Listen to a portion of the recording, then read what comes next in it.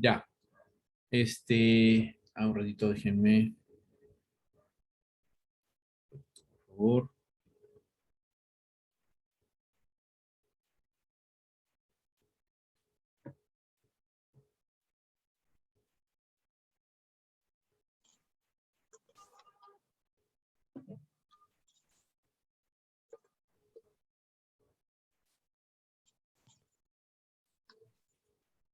Ya.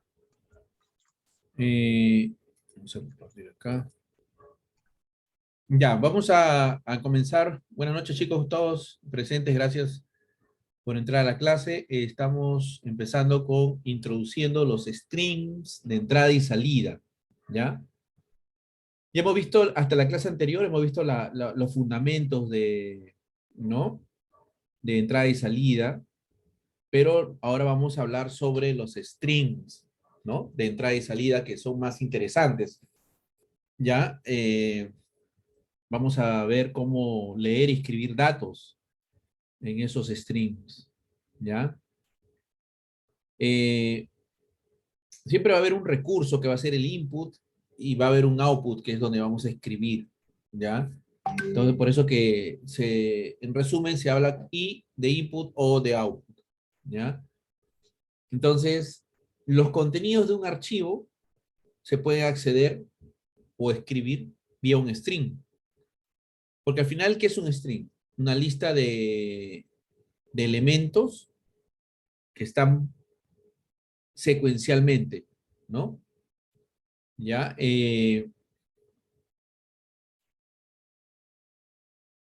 Entonces, nosotros vamos a usar ese string y Java para ayudarnos nos va a dar ciertas clases que nos van a permitir leer o escribir eh, por bytes, ¿ya? Porque esa es la forma en la que se trabaja, ¿ya? Aunque hay también clases que pueden leer o escribir caracteres, ¿no? Individuales o string de caracteres, ¿ya?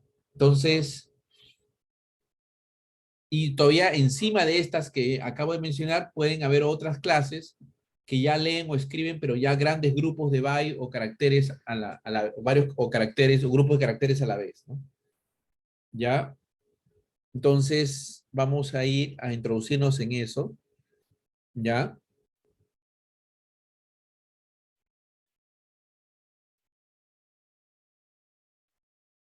Y vamos a tener dos tipos de string, ¿ya? Strings de bytes y strings de caracteres, ¿ya? Cuando conversamos del Java IO, ¿ya? Él define esos dos conjuntos, los strings, ¿ya? De lectura y de escritura, ¿ya? Pero hay de lectura de bytes y escritura de bytes y hay lectura y escritura de caracteres, ¿ya? Así los han separado, ¿ya? ¿Cuál es la diferencia? Eh,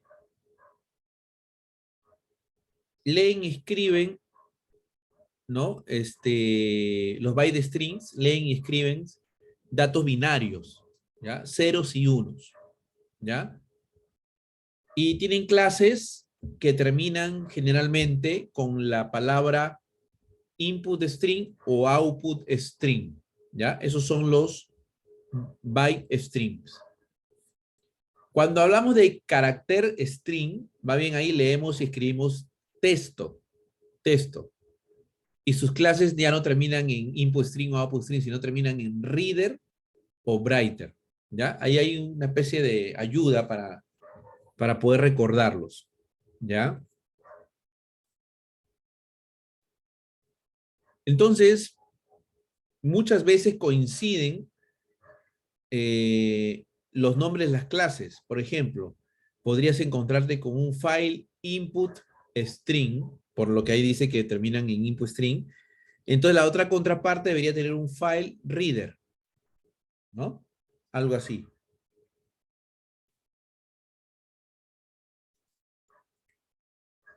¿Ok? Ok, ¿qué más? Eh, entonces, el primero, el bytestring, en primer lugar, úsalo para trabajar con datos binarios. Ejemplo, una imagen, un archivo ejecutable, ¿no? Mientras los strings de caracteres para que trabajes con archivos de texto, ¿ya? Entonces, ese sería más o menos el uso, ¿no? Ahora vamos a ver esto que dice aquí del carácter encoding. ¿Qué es el carácter encoding? Porque eso también es importante, ¿ya? Eh, el carácter encoding es el que determina cómo los caracteres se van a codificar y guardar en bytes, ¿no? En un string, para posteriormente después leerlos y decodificarlos como caracteres, ¿ok? Suena simple, pero Java soporta una gran variedad de encodings de caracteres, ¿ya? Porque recuerden que uno de los idiomas que tiene mucha riqueza en caracteres es el idioma latino, ¿no? Los caracteres latinos. Y por eso tenemos encoding como UTF-8, ¿no? ASCII. Y si quieres usar, bueno, pero esos usan un byte nada más. Si quieres usar 2 bytes o más por carácter, ya tendrías que usar un UTF-16, ¿ya? Ahora, en el examen nos dicen que no tenemos que memorizar los carácter encoding, ¿ya? Pero por suerte, todos alguna vez hemos peleado con esto, ¿no? Oh, UTF-8, UTF-8, ¿ya? Ya saben que es un byte, el otro UTF-16, 2 bytes, ¿ya? Incluso en Java, ese carácter encoding se puede especificar usando una clase llamada charset, a la cual le vas a pasar en su método estático forName el carácter encoding. Por ejemplo, acá está usando el carácter encoding ASCII, el otro UTF-8 y el otro UTF-16. ¿Ya? Esa es la forma de usar un carácter encoding. ¿Ya? Entonces, no se vayan a olvidar que el carácter encoding nos es más útil cuando trabajamos con string de caracteres que con string de bytes, ¿no? Ahí sí no tiene mucho sentido, más con el string de caracteres, ¿ya? Entonces, ese string, pues, de caracteres fue creado justamente para poder sacarle el provecho con el encoding y hay que aprovechar y sacarle ventaja, ¿no?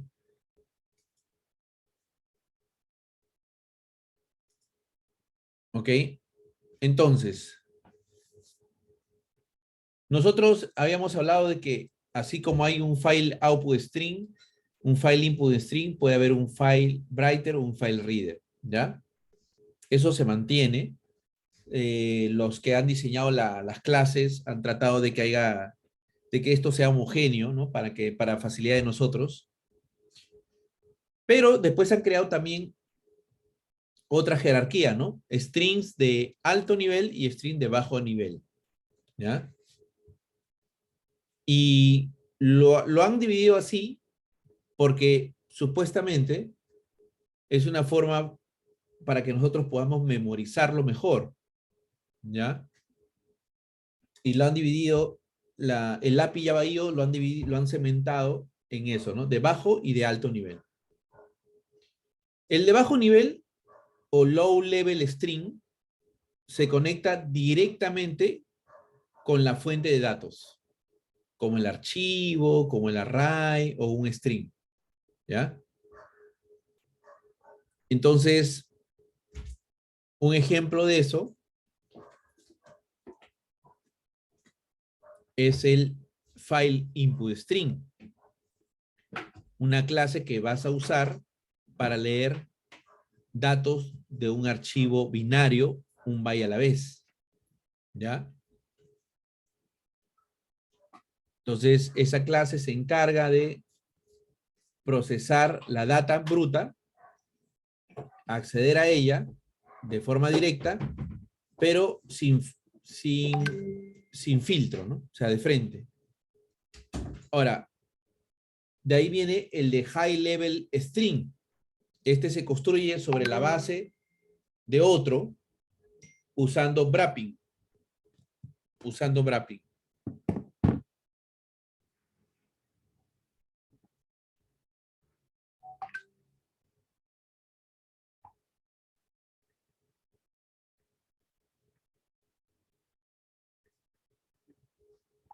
¿Ya?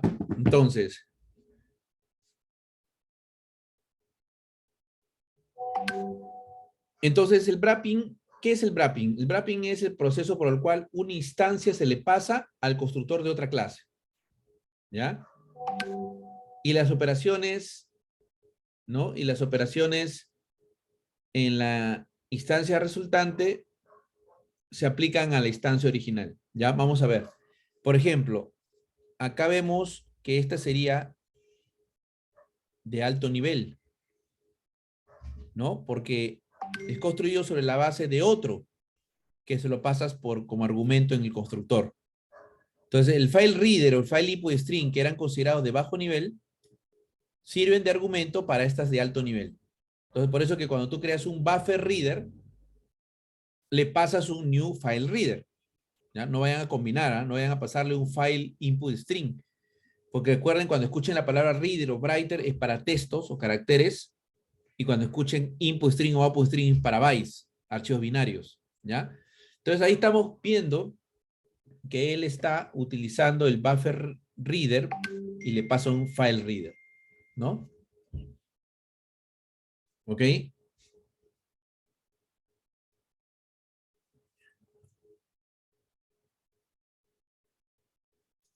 Ok. Entonces, ahí vemos un ejemplo de buffer reader, ¿ya? El file reader es el de bajo nivel y el buffer reader es el de high level string, que toma al file reader como parámetro de entrada. Todas las operaciones que tú hagas en el string de alto nivel van a pasar al de bajo nivel. ¿Ya? Cuando tú aplicas un read, cuando tú aplicas un close, también le afecta al de bajo nivel. ¿Ya? Entonces, obviamente, el que está de alto nivel podría tener otras funcionalidades más convenientes. Por ejemplo, aquí vemos en la pantalla, sin cambiar todavía, que el de alto nivel, que es el buffer reader, tiene un método llamado readLine. ¿Ya? Es un método nuevo, más performante para leer, ¿no? Y filtrar la data de bajo nivel. ¿Ya? Entonces, este es un ejemplo, porque también podemos tener esto, miren. También podríamos tener uno de alto nivel que toma otro de alto nivel y el de alto nivel toma a uno de bajo nivel, ¿no? Entonces, miren, por dentro empezamos con un file input string, ya, es binario. ¿Ya? Ese es binario. A pesar que el archivo dice su data txt, ya sabes que es para trabajar leer con bytes por bytes. ¿Ya? Pero está envuelto en un buffer input string. Y a la vez el buffer input string está envuelto en un object input string. ¿No? Ese es eso que estamos viendo, es el estilo de usar wrapping. ¿Ya? Es muy común. Ahora, si ustedes se dan cuenta, se está usando en un try with resources. ¿Se acuerdan?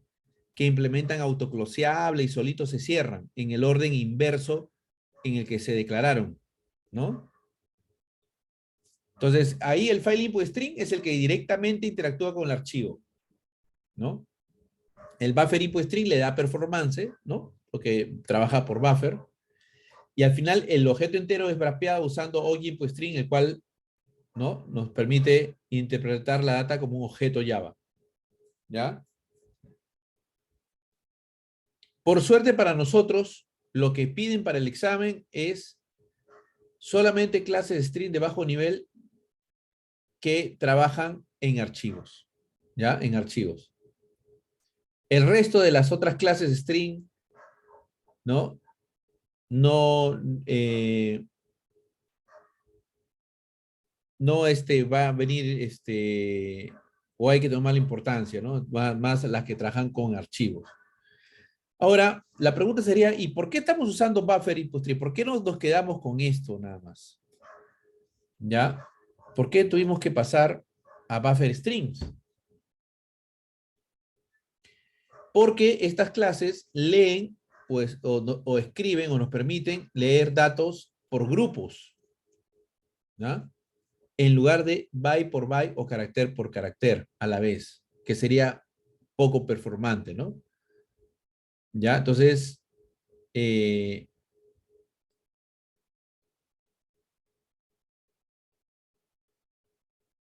general, tú deberías usar una clase buffer cuando vas a trabajar lecturas, ¿no? Para que se haga de grupo en grupo, no de carácter a carácter o byte por byte, ¿no?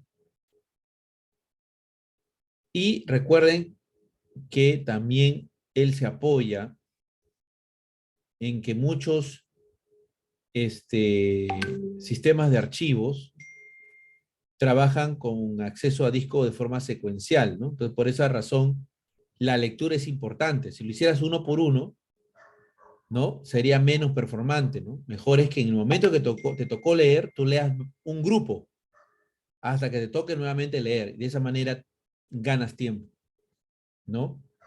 Ganas performance ahí.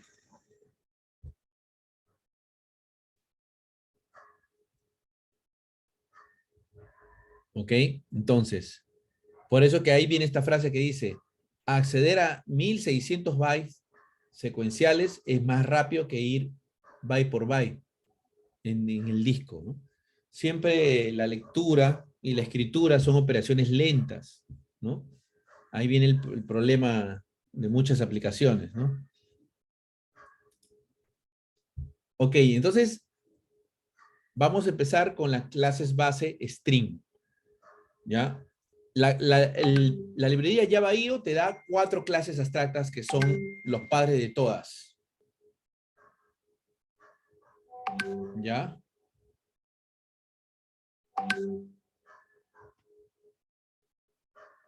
Ok, rodito que están que me bombardean por acá.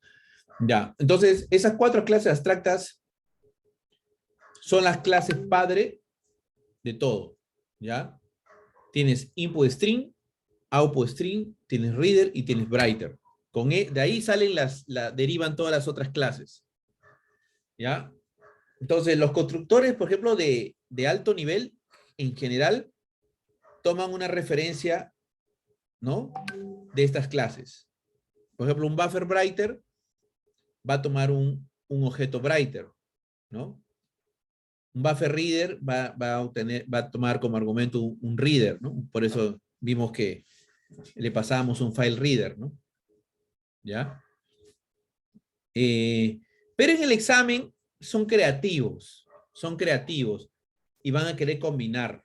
Entonces, un buffer input string no le vayas a pasar un reader, pues. No va a compilar. A un buffer writer, qué le vas a pasar un file output string? No tiene nada que ver, ¿no? O a un new oye input string le pasas un file output string, entrada con salida, ¿eh? No va a compilar. O el otro, ¿no? Tengo un buffer input string y le paso un new input string. ¿Ya? Entonces, tenemos que tener mucho cuidado con estas combinaciones, ¿ya? Porque están haciendo mix o mezclas de reader writer con input string, ¿no? O output con input, ¿ya? Entonces, esas cosas no se pueden combinar, ¿ya? No se pueden combinar. Y En el caso de input string, recuerda que el input string es una clase abstracta. No puedes hacerle new. ¿Ya? Este ejemplo no compila porque esta new input string, estas son clases abstractas. Tú tenías que usar aquí un file input string, por ejemplo. Eso sí, pero no un input string. No use las clases abstractas. ¿Ya? Entonces, si se dan cuenta ahí, no es complicado, ¿no? O sea, si tenemos claro esto de las 4 clases abstractas, las clases de alto nivel y de bajo nivel, eso ayuda a recordar, porque si no la memoria es bien complicada, para que tú lo puedas deducir, ¿no? Ese es el mensaje que quiero mandar en esta parte, porque memorizarlo va a ser bien difícil, es un montón de clases, pero si tú lo deduces a caracteres, bytes, alto, bajo nivel, ya, y las mixturas, y las clases abstractas de las cuales derivan las clases, ¿no? Y ahí vas sacándole tú los nombres y solito pues puedes detectar cuál no te quieren poner algo inválido, ¿no? ¿Ok? Entonces hay que poner mucha atención en el nombre de la clase, ¿ya? Eh, porque uno viendo nomás, por ejemplo, file reader, viendo ese nombre, dice, ah, ya, esta es una clase que lee datos de un archivo como caracteres o strings, porque está usando file reader, ¿ya? En cambio, un object output string, más bien suena a una clase que escribe objetos a un string device, ¿no? Entonces así vas sacándole tú, deduciendo sin necesidad de memorizar tanto. Entonces acá vemos, por ejemplo, muchas de las clases, ¿ya? De Java.io,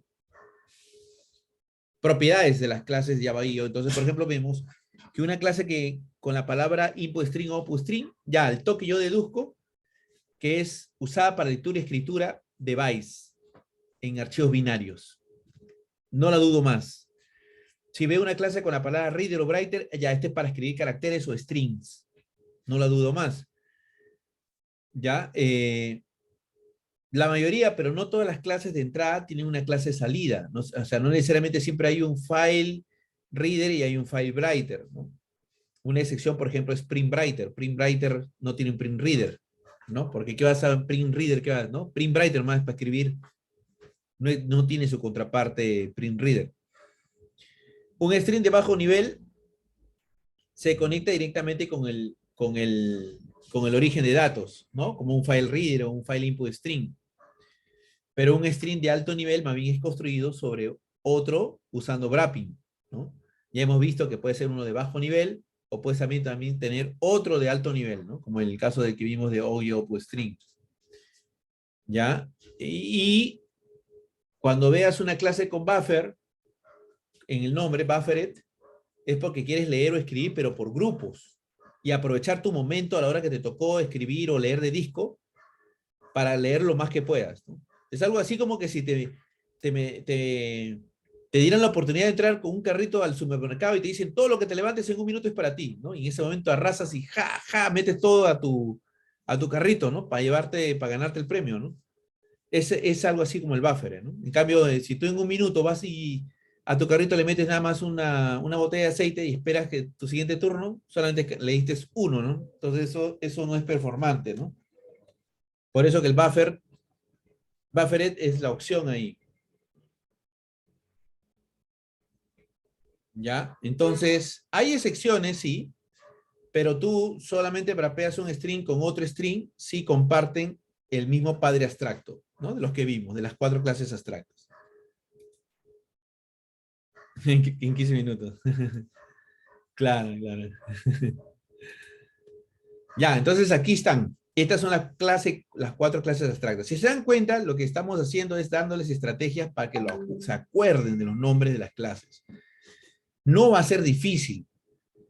¿Qué decir? ¿Para qué sirve esto y todo? El tema es que se olviden el nombre. Y ahí sí empiezan los problemas, ¿no? Porque en esta parte, la verdad que es más memorista, los métodos que hay que conocer, ¿ya? Por ejemplo, miren, acá ya vimos las clases 4 abstractas, pero ahora vemos las concretas.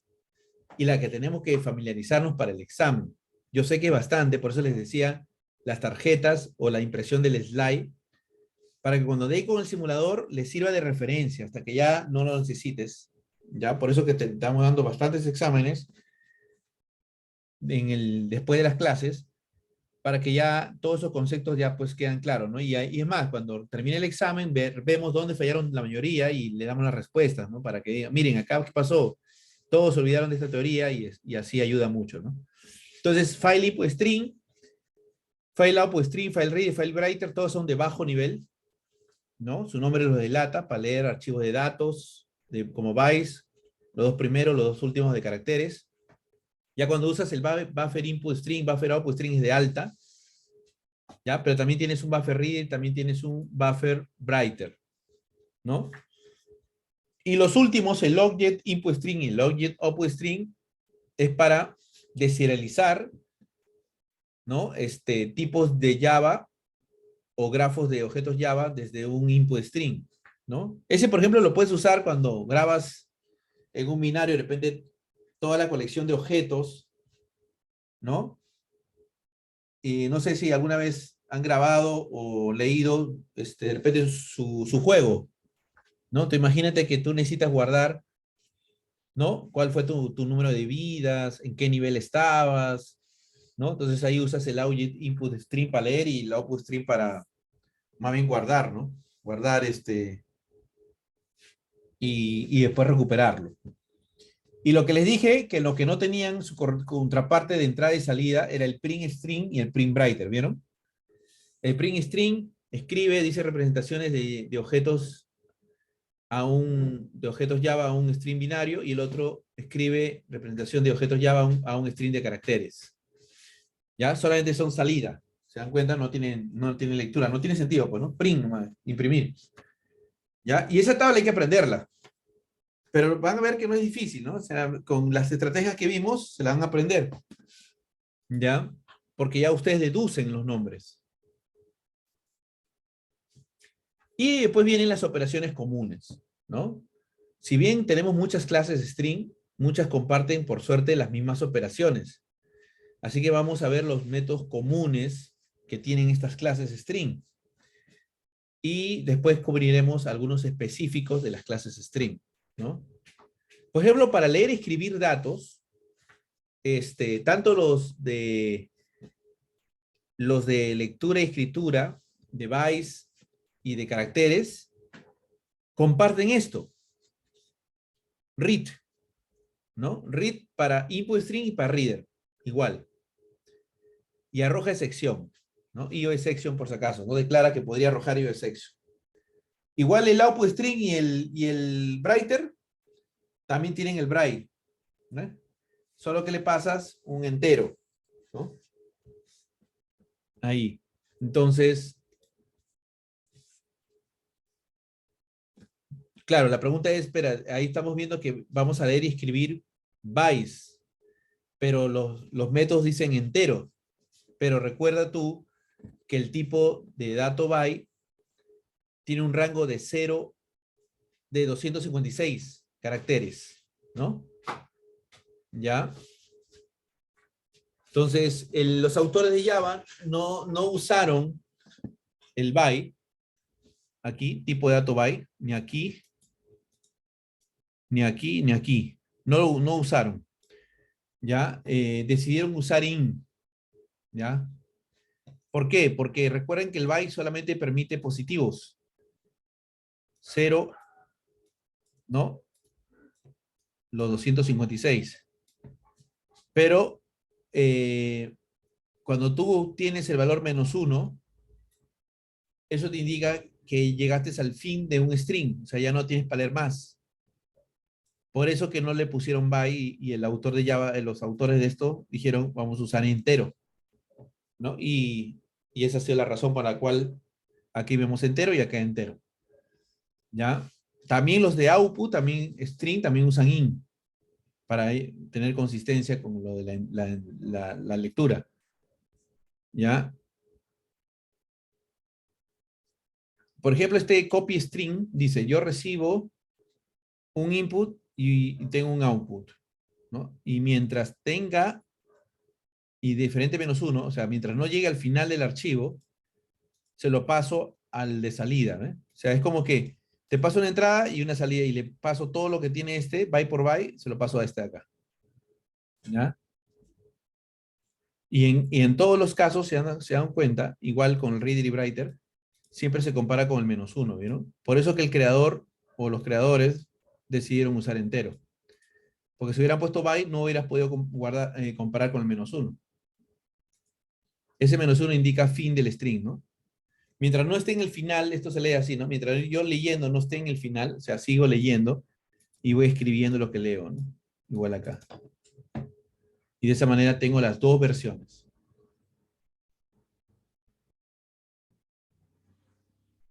Ahora, ¿por qué todos nuestros métodos también arrojan exception? Porque recuerden que esto de acá son operaciones riesgosas, ¿no? En un momento tú podrías tener el disco y en un momento lo desmontan o el disco se malogra, algo pasa y tú tienes que poder recuperarte. Entonces, el que llamó a este método, ya él se encargará de hacer try catch o también hacer throws, pero uno de los que llaman a estos métodos tiene que hacer el try catch, ¿no? Porque si hay un error, una excepción de entrada y salida, es porque puede ser que en ese momento que tú estás leyendo, para pasar a otro archivo, te desmontan el disco, algo pasa y se puede caer. Entonces son operaciones riesgosas, porque podría desaparecer el recurso en cualquier momento. ¿Ya? Ustedes dirán, no, eso no existe. Sí, se me ha pasado una vez, he estado trabajando, y de repente el disco se malogra. Uf, menos mal que había backups del día anterior, pero igual estábamos preocupados, ¿no? Y en ese momento, pues al usuario le viene toda la superexcepción, ¿no? Y dice, ¿qué pasó, no? Ya revisando en el log se da cuenta, uno, uy, el disco, ¿dónde está? Ya no aparecía el disco ya.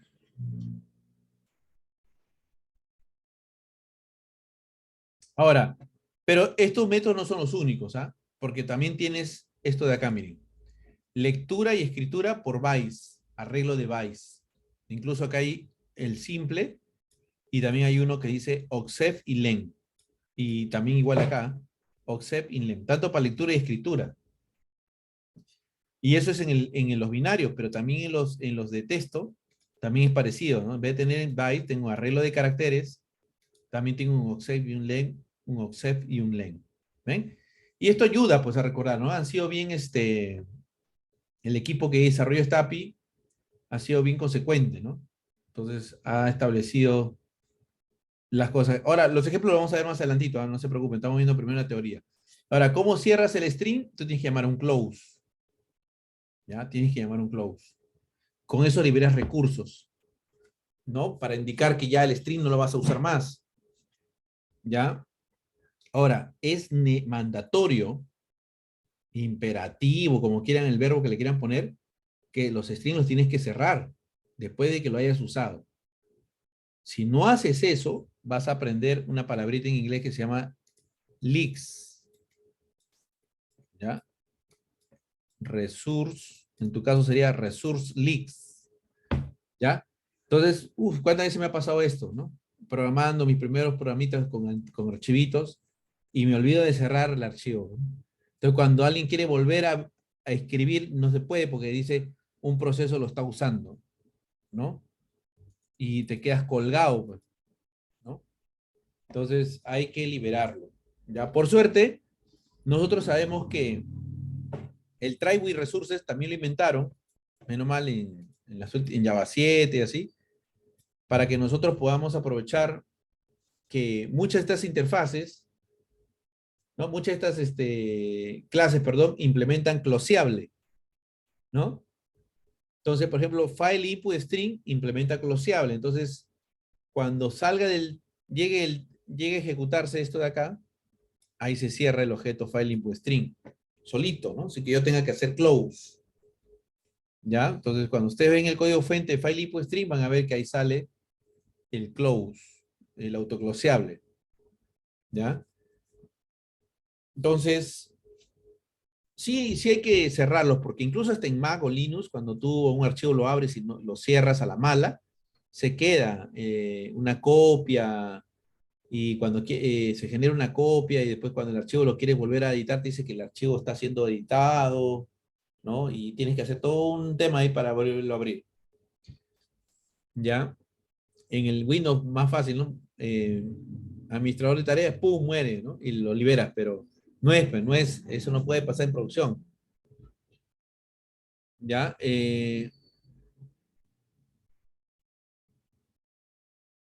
Ahora,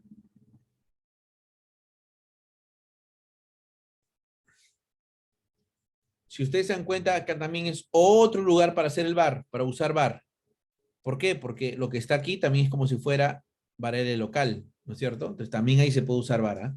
Eso me estaba olvidando de comentar. ¿Ya? Eh, ahora, ¿qué pasa si nosotros necesitamos pasar un input string a un método? ¿Ya? Esto hay que tener cuidado, ¿ah? Porque el input string se tiene que cerrar en el método que creó el input string. En cambio, si yo veo que lo pasan como argumento, yo lo considero una mala práctica porque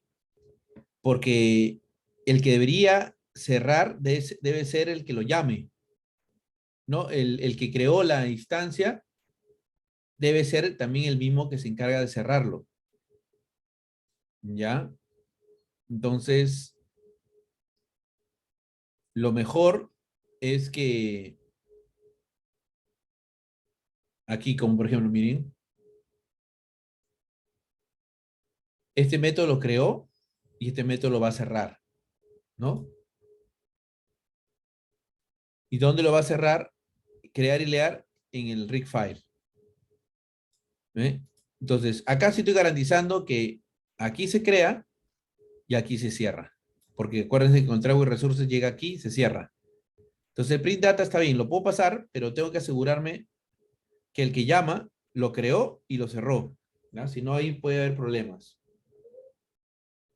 Sé que el print data solamente se convierte en un método que procesa el contenido nada más, ¿no?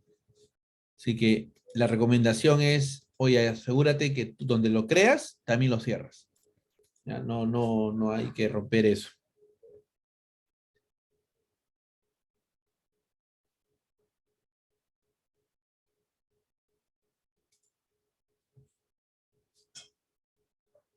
Ah, ya.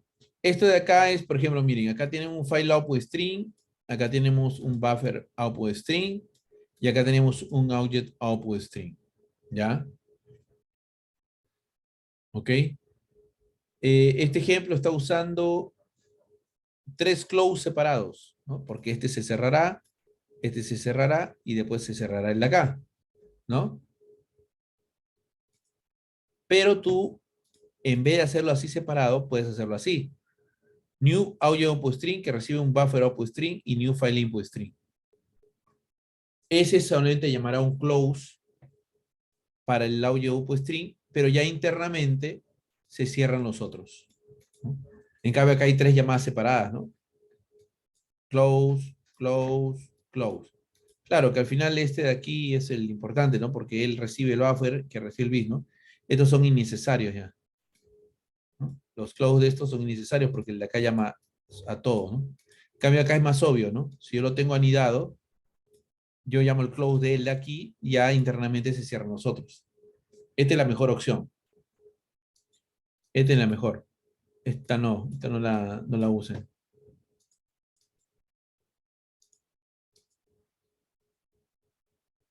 Ya. Ahora, los input string. Los input string pues, son para leer bytes, ¿no es cierto? De archivos binarios. Este va a incluir estos métodos que nos van a servir para leer del string. Hay un mark supported, hay mark, reset y skip. Vamos a ver qué.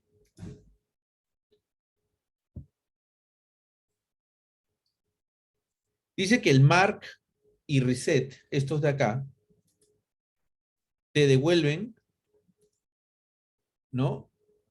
Te retornan un string, pero a una posición determinada. Pero antes de llamarlo a ellos, tienes que llamar primero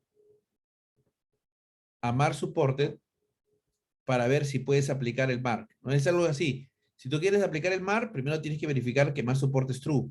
Si no, no va a tener sentido. ¿Ya? Y este skip es para leer del string, pero descartar, ¿no? Y descartar los contenidos. Vamos a ver un ejemplo ahora. ¿Ya? Pero no todos los inputs de string soportan mar y reset. Por eso, siempre antes de llamar a esos métodos, llama a este. ¿Puedo usarlo? Sí o no. Porque si no, excepción. ¿Eh? Excepción. Si no te soporta, el más soporte dice falso, no puedo llamar a estos de acá. ¿Ya? Acá lo vemos en acción. Mar y reset. Miren. Dice, voy a leer. Imagínate que tú dices, presionas la tecla L. De ahí preguntas, ¿está soportado el mark? Si es true, vas a hacer un mark de 100 bytes y vas a imprimir, ¿no? Lo que lees, imagínate que ahí ingresas la I, otra vez dice, imprime lo que lees, la O, ¿no? Y de ahí aplicas un reset. Pero si aplicas un reset, ¿ya? Va a volver a la posición antes de la I, ¿no? Antes de la I. ¿Ok? Y cuando tú le imprimes, dile, read. Entonces te va a imprimir la I, la O y la N. ¿Ya? Vamos a, vamos a probar, ¿ya? Vamos a probar.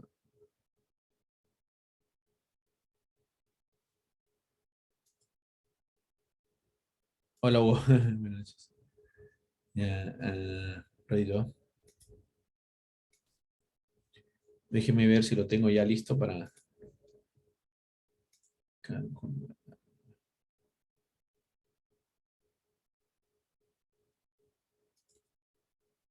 Ratito, chicos.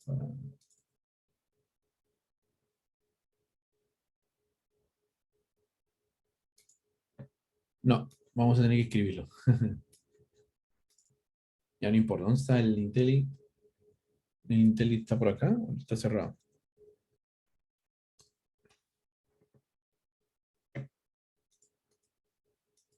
Ya. No, este es Corapis. Perdón, el Corapis. Entonces... Yo.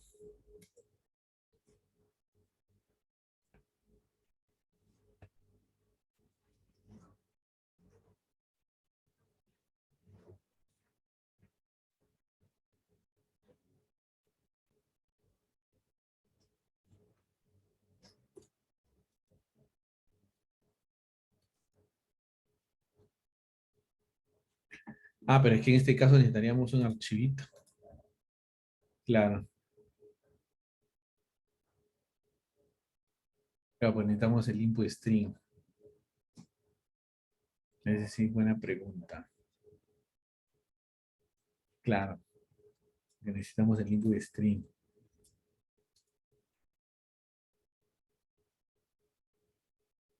Ujú.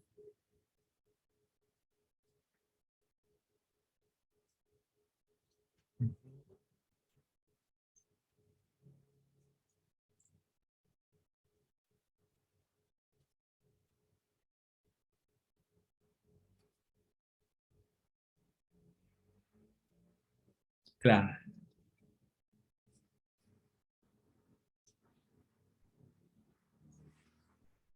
claro, en este caso necesitamos un archivito de stream, pues, porque si no, no va, de qué lo vamos a probar, si no, no tenemos el archivito. Pero, este,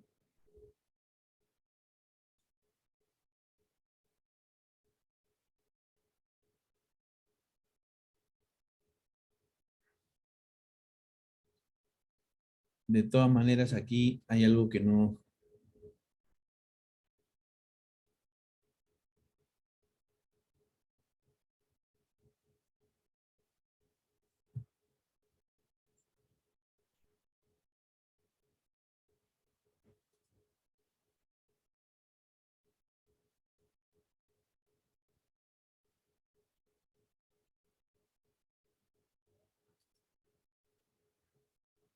Claro, que acá hay una cosa que no me cuadra.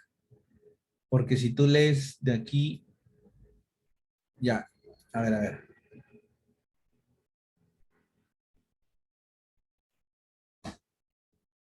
Ah, ya entendí.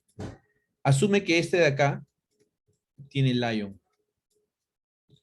¿ya? O sea, ya viene Lion en un archivo binario. El contenido es Lion, ¿ya? Entonces, cuando tú le dices quiero leer, pues te va a sacar la primera L. Y después dice, Smart Supported, Smart Supported. O sea, estás preguntando primero antes de poder llamar a Mar, primero preguntar, puedo marcar, hacer Mar hasta 100 bytes? ¿Qué significa? Que es el límite de lectura, ¿no? O sea que el string espera llamar a un reset después de 100 bytes, algo así, ¿no? Marca como que su tope es de 100 bytes, ¿ya? Después dice, léeme otra vez, y, que es la que viene después. Léeme otra vez, la O, pero después, ¿ya? Tú dices reset, ¿ya? Entonces, eso va a resetear a la posición antes de I, ¿no? Antes de I. Porque eso es lo que hace el reset, lo hace regresar hacia atrás, ¿ya? Lo hace regresar hacia atrás. Entonces, como que, ¿no? Estamos aquí, como que el puntero lo pone acá, otra vez, ¿no? Y cuando tú dices, entonces imprímeme y la lectura otra vez, te vuelve a imprimir la I, te vuelve a imprimir la O y te vuelve a imprimir la N. Entonces, este es como que, oye, voy a llamar a reset, ¿ya? Y regresa una posición antes de la lectura anterior, ¿verdad? Por eso que te imprime ion, ion. Ahora, eso es porque, eh, eso es porque suponiendo que esto de acá es true. Si es true, la salida hubiera sido lío, porque eso fue lo que se imprimió acá, pero después volvió y imprimió ion. Entonces, la salida cuando el mar soporte es true es Lion, ion. Pero si esto fuera falso, entonces la salida ahí ya no se aplica nada de esto, solamente se habría imprimido L, la I, la O y la N. Si mar soporte es falso, la salida es esta. Si mar soporte es true, la salida es lo de acá. ¿Ya? O sea, como que le permite regresar hacia atrás para volver a leer. Y eso se pregunta con mar soporte. ¿Ya? Eso es lo que hace. ¿Ya? El skit funciona muy parecido. El skit le dices, también tengo un input string con la palabra tigers, ¿ya? Más fácil de tigres, tigers. Entonces tú le dices, voy a leer primero. Claro, la T. Pero me voy a saltar los dos siguientes, la I y la G, ¿no? Y vuelvo a leer, entonces la E, pues, ¿no? Ah, pero solo lo leo, no lo imprime. Ah, interesante. Solo lo lee. Y después lee y imprime, ya, ese es diferente. Entonces te saldría la R y la S. La saldría TRS, ¿no? TRS, porque se ha saltado dos, uno lo ha leído, ni siquiera lo ha impreso, ¿ya? ¿Ya? Pero ojo, Este skip se va a saltar el número de caracteres que haya, ¿no? Porque imagínate que estés cerca al final del string y tú justamente llamas skip 1000, por ejemplo. Pero solamente habían 20 más valores. ¿Ya? ¿Ok? Entonces solamente te va a retornar los 20 más que correspondían a la parte final del string, no los 1000 que le pones. Ya, eso también es importante saber.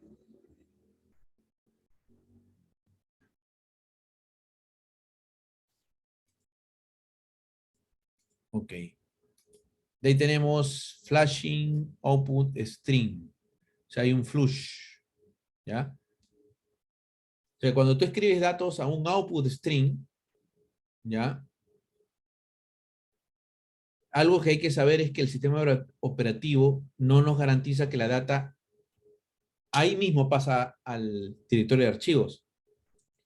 ¿Ya? Algunos pueden optar por hacer caché en la memoria, de manera que va a ocurrir una escritura en un tiempo determinado, ¿no? Y, y pasa finalmente al director, al disco, ¿no? Pero hay un tiempo en el que va a estar en la memoria, ¿ya? La pregunta es, ¿qué pasa si la aplicación se cae y tenías una parte de la data en memoria? Pues se pierde. La data se va a perder porque nunca se escribió a disco, ¿ya? Y entonces por eso se crearon este método, Flush, en el que tú le pides, oye, todo eso que tienes ahí en la memoria, pásalo inmediatamente a disco, ¿ya? Entonces, por ejemplo, en el ejemplo que están viendo ahí, estamos diciendo 1000 caracteres, ¿no? 1000 caracteres son escritos a un file string, ¿ya? Pero cada 100 quiero que hagas flush, ¿ya? ¿Ok? Ojo, nosotros le estamos diciendo ahí que cada 100 caracteres se mande al disco. Pero en la práctica, la máquina virtual de Java o el sistema operativo son independientes, son libres, ¿ya? También de enviar la data más frecuentemente, ¿ya? O sea que al menos nosotros proponemos cada 100, ¿no? Pero también la máquina virtual y el sistema operativo son libres de enviar la data si quieren, si se quiere más frecuentemente, ¿no? Eh, entonces, este método Flush viene en nuestra ayuda para poder reducir la cantidad de data perdida en caso la aplicación se caiga inesperadamente. Ya, eso no es gratis. ¿A qué se refiere que no tiene costo, que no es sin costo? Porque cada vez que tú vayas al disco hay un delay, ¿ya? En tu aplicación. Porque siempre ha sido un dolor de cabeza la escritura y lectura en disco. Entonces, si tienes grandes archivos, ¿ya? Ahí vas a tener cada 100 flush, 100 flush, 100 flush, ¿no? ¿Ok?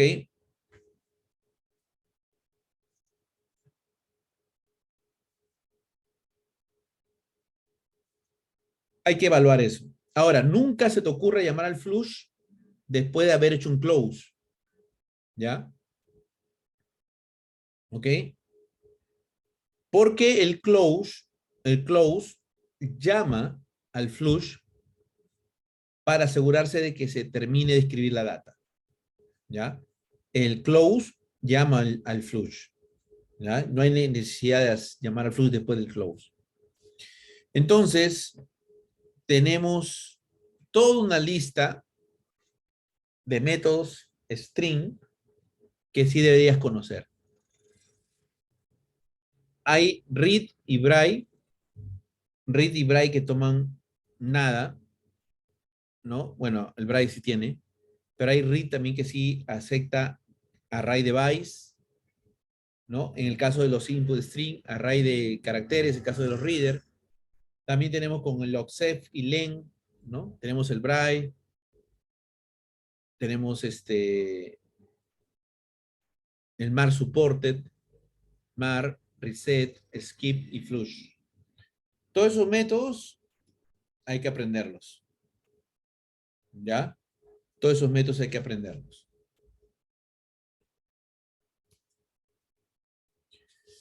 Entonces aquí donde viene ya los ejemplitos para poder acceder, ¿no? O escribir. Lo bueno que hay bastantes sobre métodos y constructores sobrecargados, ¿ya? Acá vamos a ver los más comunes y los que deberíamos saber para el examen.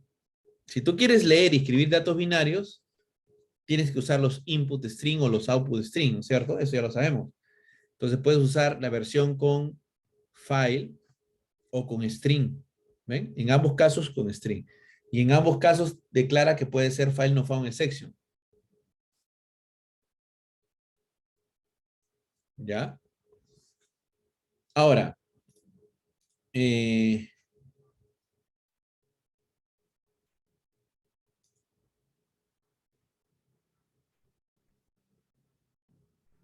existen otras opciones que te permiten incluso hacer un append de un archivo existente.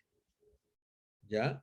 Solamente le pasas un parámetro más, que es el flag de append a true, y le va a generar ese efecto de agregarle a un archivo existente lo adicional, ¿no?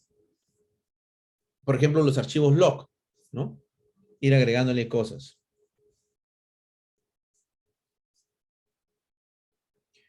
¿Ya? Entonces acá, por ejemplo, en el copy file, un ejemplo de file input string, file output string, y leer de uno y escribir al otro, ¿no?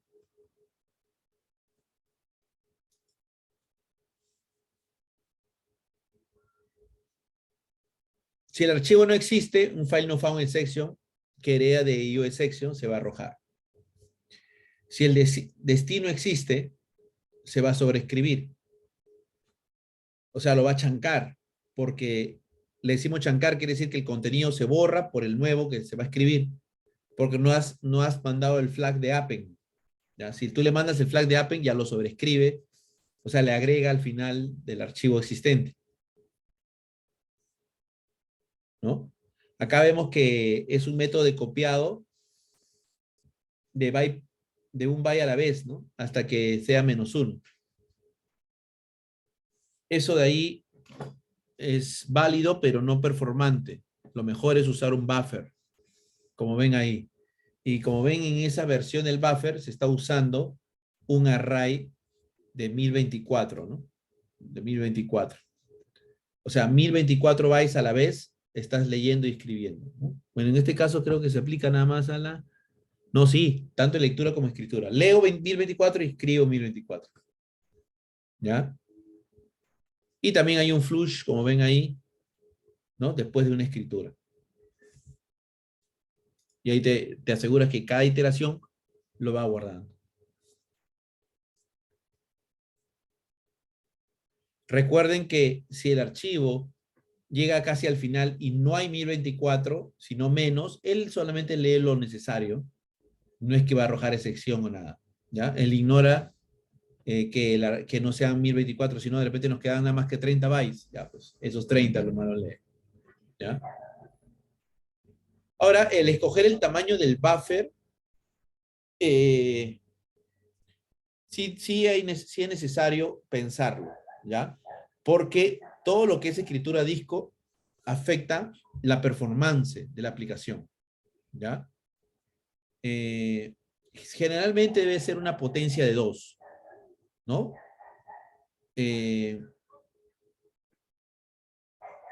Recuerda que puedes empezar con 1024 hasta, ay, perdón, hasta un 65.536, ¿no?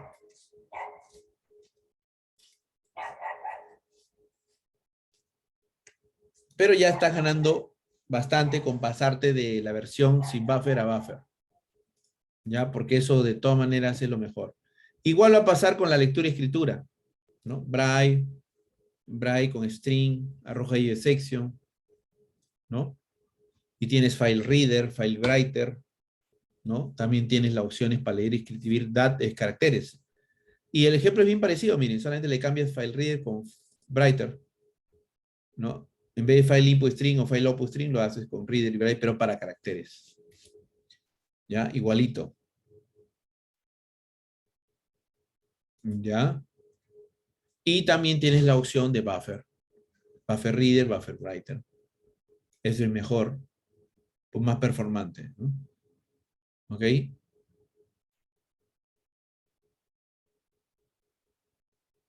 Entonces vas leyendo línea por línea, ¿no?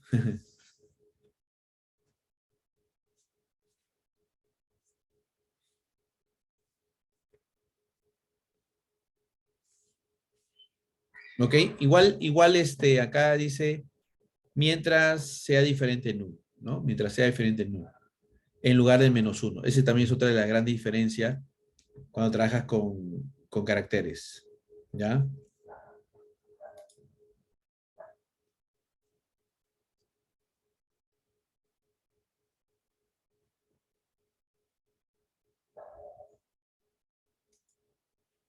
Ok,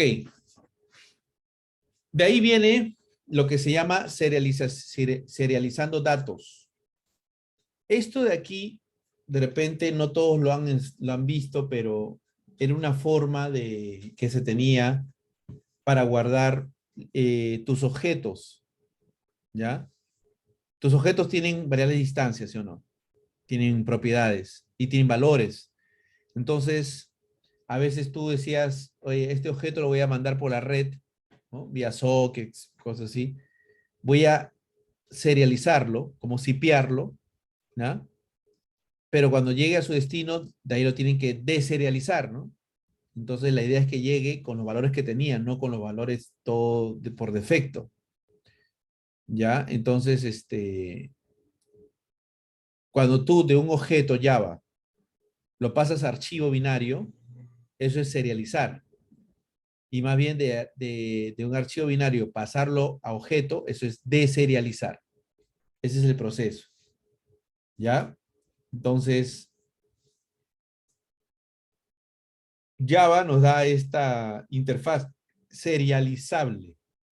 ¿Ya? Todo objeto que tú quieras serializar tiene que implementar serializable. ¿Ok? Este serializable es una interfase, es una marker interface. Ya vamos a ver qué significa eso cuando veamos anotaciones. No tiene métodos, no tiene métodos. Marker interface no tiene métodos. ¿Ya? Por eso que lo puede usar cualquier clase, porque no tiene métodos. ¿Ya? Eh, pero ¿cuál es su propósito? Su propósito es hacer o de informar que va a haber un proceso de serialización. ¿Ya? Que el objeto se va a serializar y que se podría deserializar. ¿Ok? José, ¿y por qué no hacemos todas las clases serializables? Porque también tiene un tema de performance, ¿ya? O sea, solamente aplica serializable a aquella pues, que sabes que tiene que pasar por ese proceso de serializar y deserializar. Y es por eso que una implementación común es hacer esto, ¿no? Definirle implement serializable y definirle una variable de tipo long, static final, o sea, ya de por sí nadie le puede cambiar el valor y es una variable que es independiente de las instancias, por eso es static, ¿no? Acá vemos un ejemplo de static final y un valor long, ¿no? Tiene las otras variables de distancia y tiene una marcada como transient, que ya vamos a ver para qué sirve. Pero imagínate que tú ahorita tienes este objeto y dices en name Pepe, en edad 25, friendly true. Lo que está como transient significa que no te interesa el valor de esta variable. No a la hora de serializar o deserializar no me interesa si es nulo o lo que sea. Pero a la hora de serializar me gustaría que se guarden estos valores, ¿ya? Y el 1L que ven aquí me va a servir para saber si a la hora de deserializarlo, ¿no? Es, es correcto el valor que yo espero aquí, ¿no? ¿Ya? Entonces, esto es para llevar el control de versión de la clase. Si me llegara una clase serializada, pero que tiene de repente otro número, entonces yo me digo, ah, caramba, ha pasado algo con ese objeto. No es la misma versión de la que tengo yo. Entonces, eso se le informa a la máquina virtual de Java, que no hay match entre las versiones y te sale un invalid class exception. ¿Ya? Es un mecanismo de seguridad, invalid class exception. Si ve que el objeto, o el, perdón, el archivo serializado, al querer convertir el objeto, no tiene el mismo serial versión UID, es que ese objeto ha sido manipulado o es una versión antigua. ¿Ya? Y arroja un invalid class exception. ¿Ya? Esa es su ventaja, ese es su mecanismo de seguridad. ¿Ya? Y lo que marques como transient no te interesa. Si tú lo serializas o deserializas, este siempre va a tener su valor por defecto. En este caso de string sería null siempre. ¿Ya? Ahí aparece el transient. Yo también cuando decía transient, ¿cuándo conocer el transient? Ahí lo vimos, ¿no? Eso indica que no te interesa a la hora de serializar. Entonces vuelve a su valor por defecto. Pues si fuera booleano sería falso, si fuera entero sería cero, si fuera string null, vuelve a su valor por defecto. Si fuera double 0.0, etc.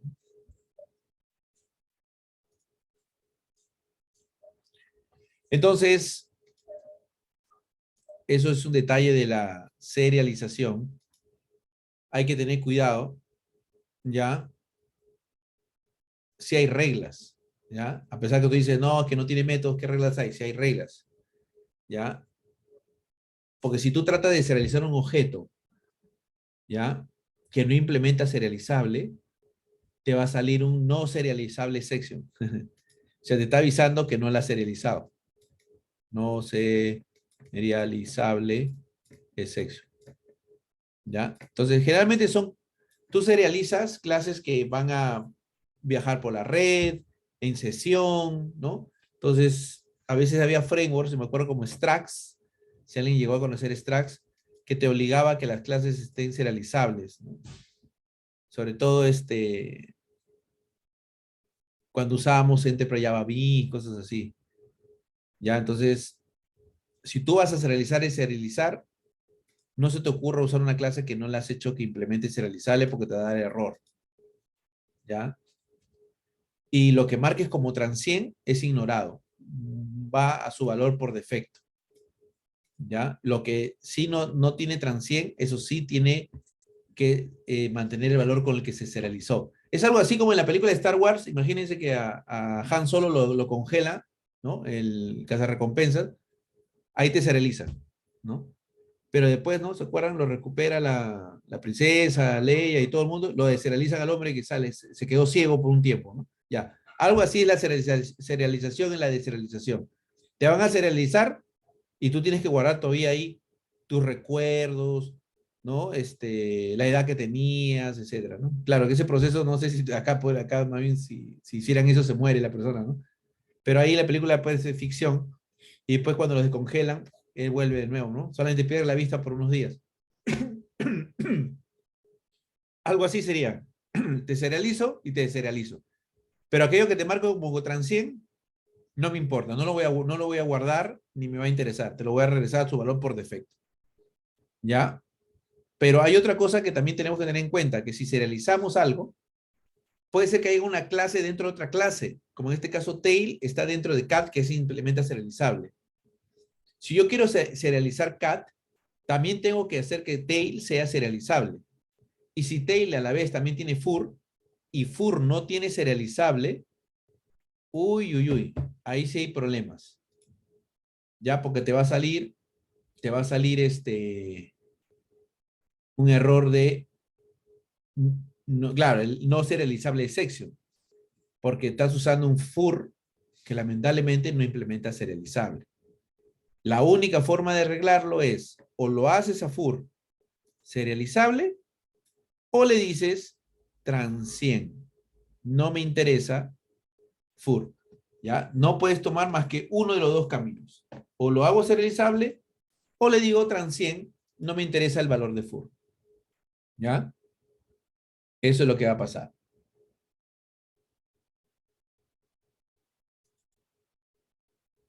Ok. Bueno, aquí vamos a parar un poco porque todavía nos falta un cachito, ¿ya? Para poder terminar el miércoles este tópico, para no correr, ¿ya? Porque nos falta todavía Object Output String, Object Input String, y también cómo interactuar con los usuarios, que es este, usando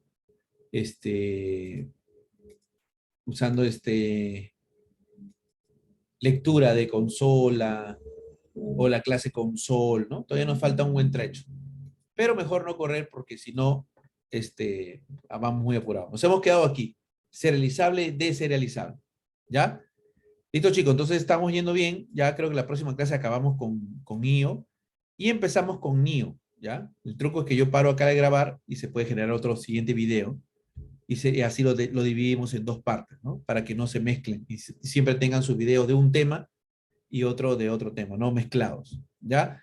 Entonces, de ahí les paso también los códigos que hayamos podido hacer más ratito, pero ya estamos cerca, ¿no? Ya estamos yendo a terminar los dos temas. Déjenme ver, por aquí debe estar. Vamos a ver dónde estamos. Ya estamos ya, poco a poco ya llegando. Y después viene su mes. Ustedes ya pasaron todo esto y ahora están acá. ¿Ven? Entonces nosotros ya estamos doblando ya, miren. Ya estamos yendo para acá ya. Entonces la próxima clase acabamos con y arrancamos con este. Esta semana deberíamos terminar con estos dos. Pero si no, la otra semana ya estamos acabando ya, chicos. ¿Eh? La otra semana ya estamos acabando porque estos son cortitos. Van a ver, son cortitos. O sea, estos dos, esto en una clase acaba cada uno. ¿Ya? Y listo, de ahí pasamos a los simulacros. Ya tenemos alrededor de 9 simulacros completitos. ¿Ya? Ahorita les voy a mostrar lo que les está esperando, ¿no? Miren, ahorita les voy a mostrar. Entonces nosotros ya tenemos listos, preparándolos, esperándolos para esos meses, todos estos tests, ¿ya? Todos estos tests. También hay test por tópico, ¿ya? Lo que vamos a hacer primero es arrancar con los test por tópico y después vamos a ir con los simulacros así tipo examen, ¿ya? Como le digo, el mínimo es 68%, ¿ya? La idea es que ustedes, cuando ya vean que están en 78, 80, 85, y ya no bajan de ese resultado, ¿no? Ya es hora de ir a dar ese examen, ¿ya? Mientras tanto, en los de tópicos, incluso hasta pueden usar sus slides, esos slides, esas tablas que les decía, para recordar. Pero ya aquí, para adelante, test 1 para arriba, ya suprimen los slides, ¿ya? Porque ya supuestamente aquí has practicado tópico por tópico, ¿ya? Entonces ya falta poco, una semana más de clase, esta y la otra, y ya somos full simulacros, ¿ya? Entonces ya deberíamos por lo menos sacar unos 5 o 6 certificados nuevos con este grupo, ¿no? Como les digo, ojalá que no abandonen, porque sí me ha pasado de que en el mes de simulacro como que ya acabó el curso y ya uno nomás se conecta. La idea es que no va a servir de nada, tienen que practicar y no se desanimen porque algunos chicos decían, José, esa que estoy mal, estoy 21%. Le digo, pero espérate, pues, estás recién empezando. El primer simulacro de repente ninguno pasa al 65, 8%, entonces lo damos de nuevo. Vamos respondiendo las preguntas donde se equivocan. Esta es la teoría de esta pregunta, ¿por qué? Y por acá, y descubrimos que todo está en las clases que hemos visto. Solo que son preguntas, obviamente, que son astucia de los que elaboran el examen para hacernos dudar de las reglas. Si tenemos claras las reglas, no va a pasar nada, pero pasa eso. ¿Ya? Listo, chicos. Nada más. Esa es la introducción que les quería hacer. Nos vemos el día miércoles. Un abrazo. Chao, chao.